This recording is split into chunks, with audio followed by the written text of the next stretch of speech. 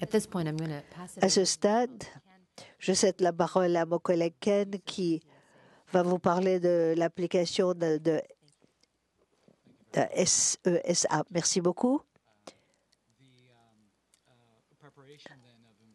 La préparation des cadres de gestion socio-environnementale, c'est un autre volet de ce processus. Ça s'appuie sur la possibilité que les actions et les projets appliqués dans la mise en œuvre sont la mise en œuvre de la stratégie RED pourrait avoir des impacts négatifs.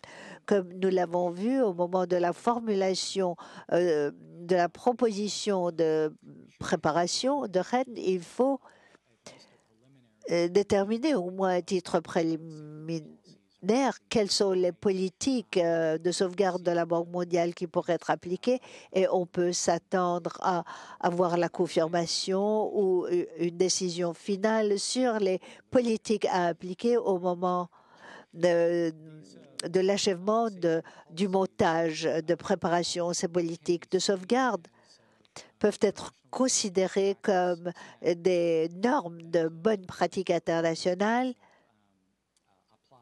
appliquées par la Banque mondiale dans variété de cadres et qui servent de base à la formulation de ces cadres qui sont un processus important, un produit important du processus d'évaluation. Les cadres tiennent compte des impacts négatifs potentiels, mais visent également, prévoient également des possibilités de renforcer les avantages. On veut éviter de nuire, mais en même temps, en suivant les normes de bonne pratique internationale, vous voulez aller plus loin et voir comment vous pouvez renforcer et multiplier les avantages. Les politiques de sauvegarde, il y en a 10, 11 si on pense à la politique de l'information, dissémination et divulgation.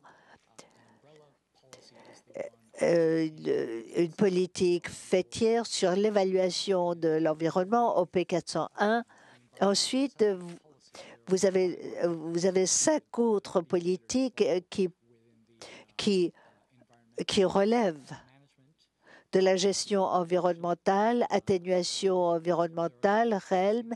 Il y a plusieurs activités ou politiques qui relèvent, selon la Banque mondiale, de RELM social, réinstallation volontaire des populations autochtones et d'autres politiques qui peuvent être considérées comme relevant du domaine juridique sur les cours d'eau internationaux et les régions contestées. Les actions, projets et activités qui doivent être mises en œuvre au titre de la stratégie RED nécessiteront sans doute l'application de plusieurs des politiques de sauvegarde FCPF et le processus de préparation FCPF est assujetti à l'application de n'importe lesquels. Et parfois, dans des cadres complexes où il y a toute une gamme d'activités, c'est possible que toutes les politiques de sauvegarde s'appliquent. D'autre part, on ne peut dire que les politiques de sauvegarde ou une politique ou une autre sera toujours appliquée, car il peut y avoir une situation où la stratégie consiste à entreprendre des études mineures sur l'emploi de la force et cela peut-être ne justifie pas l'application des politiques de sauvegarde. Pour revenir à l'idée de la nécessité d'éviter de nuire tout en renforçant les avantages, ceci a toujours été reconnu par les pays qui participent au FCPF, même lorsqu'il est tout à fait clair comment les politiques de sauvegarde s'appliqueraient. À titre d'exemple, l'on voit dans un projet de proposition de préparation, beaucoup d'attention est accordée à certains des principes en jeu, par exemple, partage des bénéfices, régime foncier et impacts sociaux et environnementaux. La possibilité de participation d'une diversité de parties prenantes représente un volet très important des méthodologies appliquées dans CESA et viennent compléter les instruments et approches analytiques en jeu. Et il faut savoir qu'il y a plusieurs mesures qui sont explicitées dans les directives, dans les orientations fournies pour la préparation et qui définissent la participation des parties prenantes. En analysant les parties prenantes, vous pouvez définir les groupes en jeu, les acteurs,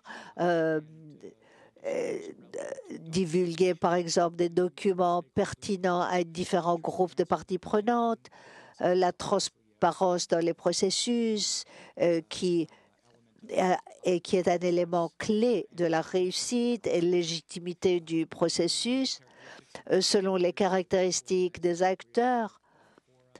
Des forats appropriés sont organisés ainsi que des manifestations qui facilitent les consultations.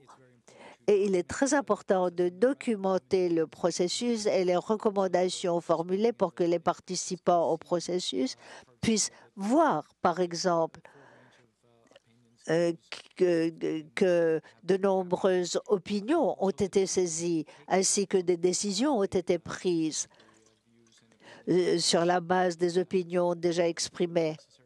Il est donc nécessaire de fournir des réactions sur les décisions qui ont été prises pour que les acteurs puissent voir le rapport entre ce qu'ils ont apporté et comment les cadres et les actions sont formulées. Et enfin, un pas qui a souvent été négligé, et il faut avoir des mécanismes indépendants de répondre à des appels, le cas échéant.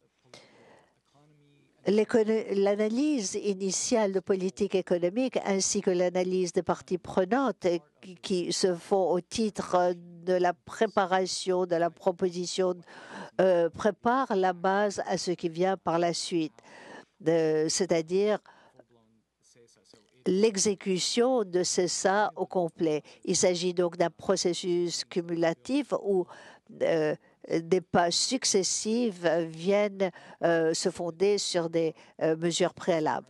Et la préparation du cadre de gestion sociale et environnementale est un produit important du processus CESA, mais il y en a trois autres.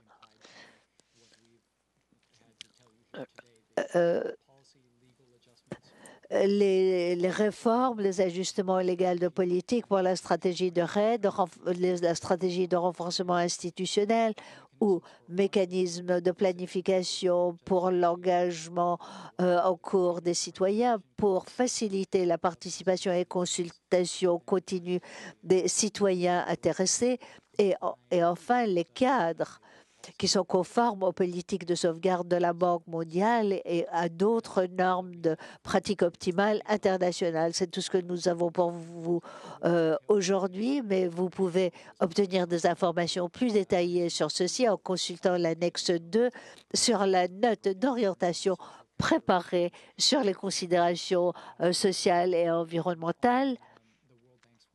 Et sur le site web de la Banque mondiale, on trouve d'importantes ressources sur CESA. La première liaison que vous voyez est une partie de l'analyse sociale. La deuxième liaison, je vous remercie.